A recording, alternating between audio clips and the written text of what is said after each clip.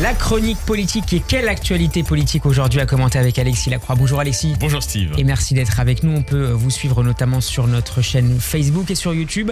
Alexis, vous êtes le directeur de la rédaction d'Actualité Juive. Et avant de commenter avec vous la décision spectaculaire du chef de l'État et qui a dominé la soirée, qui a même peut-être un peu phagocyté les résultats de ces européennes, vous vouliez d'abord analyser avec nous les grandes tendances de ce vote. Alexis, quelles grandes leçons tirez-vous de ces européennes, largement dominées donc par le Rassemblement national de Jordan Bardella? Vous avez raison de dire que l'annonce surprise, enfin pas tout à fait surprise, mais presque surprise du président de la République, d'appeler les Français à revenir aux urnes pour changer de Parlement, a en partie écrasé, il ne faut pas se leurrer, le commentaire politique traditionnel et pourtant important des résultats du scrutin d'hier. C'était peut-être aussi le but. Vous avez raison, c'est-à-dire que le président de la République mijotait depuis quelques jours un plan pour reprendre la main à tous les plans, sachant qu'il faisait une analyse, on va y venir, assez lucide de sa faiblesse politique ou de sa relative faiblesse politique. Mais il y a quand même des choses à dire sur les résultats. Au fond, ce que nous voyons, c'est qu'il y en a à peu près, je vais le résumer comme ça, il y en a à peu près pour tout le monde. En dehors, bien sûr, du sacre du Rassemblement national qui était attendu. De ce point de vue-là, d'ailleurs, on peut le dire, on ne le dit jamais suffisamment, les sondeurs ne se sont pas spécialement trompés. Il n'y a pas eu d'études d'opinion qui auraient fait état de tendances complètement baroques par rapport aux résultats observés. Et tant puis, pour le RN que pour Renaissance et Place Publique qui étaient au coude à coude. Pour Renaissance et Place Publique qui étaient au coude à coude. Et c'est vrai que quand on est dans un coude à coude, un mouchoir de poche, comme on dit, ça se joue à 0,5 points.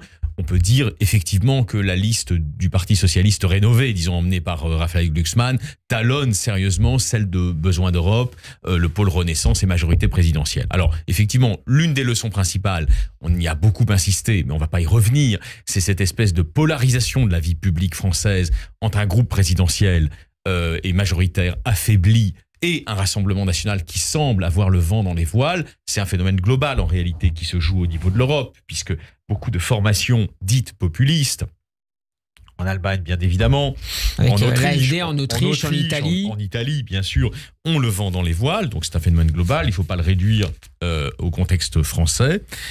C'était attendu, mais ça a des conséquences politiques. Les conséquences politiques, c'est qu'effectivement aujourd'hui, partons de là dans notre analyse, le pôle présidentiel n'est plus capable à soi seul de former une majorité. Il y avait donc depuis quelques jours, avant l'annonce par Emmanuel Macron de la dissolution de l'Assemblée nationale, il y avait dans les cartons un projet que soutenait notamment la présidente de l'Assemblée nationale, Madame Yael Braun-Pivet. On a entendu il y a quelques instants. Voilà, qui était de reformer un nouveau gouvernement sur une base plus large, plus élargie, comprenant ceux qu'on appelle aujourd'hui, depuis ce matin, les membres du Front républicain, c'est-à-dire le Parti socialiste rénové, mais aussi potentiellement les LR. Ce projet ne verra pas le jour, en tout cas pas sous cette forme, en tout cas pas dans l'immédiat, puisque nous allons aux urnes, mais il dit quelque chose de la sociologie. C'est-à-dire qu'effectivement, ça j'y insiste depuis depuis quelques mois déjà en fait avec vous, le bloc central n'a pas disparu.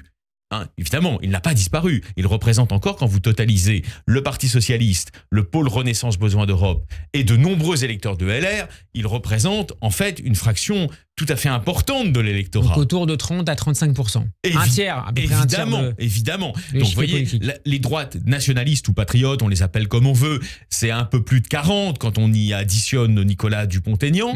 Mais ce pôle-là n'a pas à rougir. Enfin, il existe.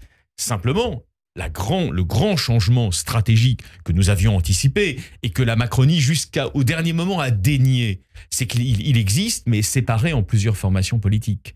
Donc ça, c'est une nouveauté absolue. Alors certains vont vite en besogne, disent c'est la fin du macronisme, j'irai pas. Donc 100 partis qui domineraient comme c'est le cas à l'extrême droite avec le RN qui est en pôle largement devant notamment Reconquête. 100 partis qui domineraient, donc qui seraient en quelque sorte le parti de référence à partir duquel les autres auraient à se positionner, mais aussi sans majorité présidentielle automatique. Donc ça, c'est le premier enseignement.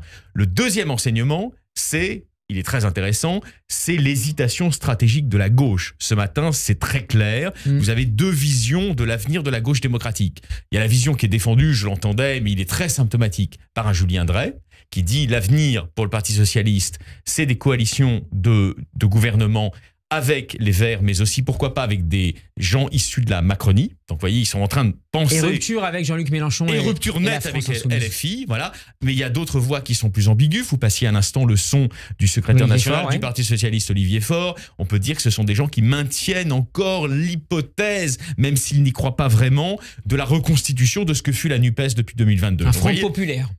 Voilà, qui serait donc baptisé, parce qu'il faut trouver un nouveau nom, ils vont pas le rappeler, le NUPES, Front Populaire. Donc ça c'est encore les illusions de l'union de la gauche. Et je suis l'un de ceux qui vous disent depuis longtemps, et je le maintiens encore aujourd'hui, qu'il y a quand même de ce point de vue-là aussi de gauche irréconciliable. Et il n'est pas sûr que les 10% d'électeurs LFistes, c'est pas rien, 10% néanmoins, puissent se concilier avec les 14% de cet électorat socialiste renaissant. Voyez, donc là, il y a une hésitation stratégique fondamentale. Et puis à droite... Pour conclure, il nous reste 20 secondes. Pour conclure, c'est intéressant. On avait dit que, beaucoup de commentateurs avaient dit, les macroniens, les lepénistes avaient dit LR et Reconquête, c'est fini, ils vont être balayés. Non, il y a une résilience de ces deux formations politiques qui sont en fait, si vous voulez, deux versions de la droite républicaine, c'est ma théorie, la version libérale et la version plus bonapartiste, si vous voulez, plus RPR à l'ancienne. Donc aujourd'hui, c'est quoi la stratégie pour ces gens-là ? Vraiment, Alexis ? Soit ils vont, comme Bellamy le souhaiterait secrètement, vers des alliances électorales de gouvernement avec le Rassemblement national. C'est-à-dire, ils se mettent à discuter avec des gens du Rassemblement national. Mais on le sait... C'est ce que voudrait Bellamy ? Écoutez, sur un plan... C'est pas ce qu'il a dit, parce qu'il est prisonnier. Mais sur un plan personnel, il y est évidemment ouvert depuis toujours. Simplement, quel est l'obstacle actuellement par rapport à cette stratégie ? L'obstacle, c'est le RN. Le RN pense qu'il a le monopole et qu'il peut faire seul. On en est là, vous voyez, aujourd'hui. On en reparlera demain. Merci beaucoup, Alexis, d'avoir été avec nous. On peut vous réécouter sur radioj.fr et en vidéo sur YouTube. Bon après-midi et à demain.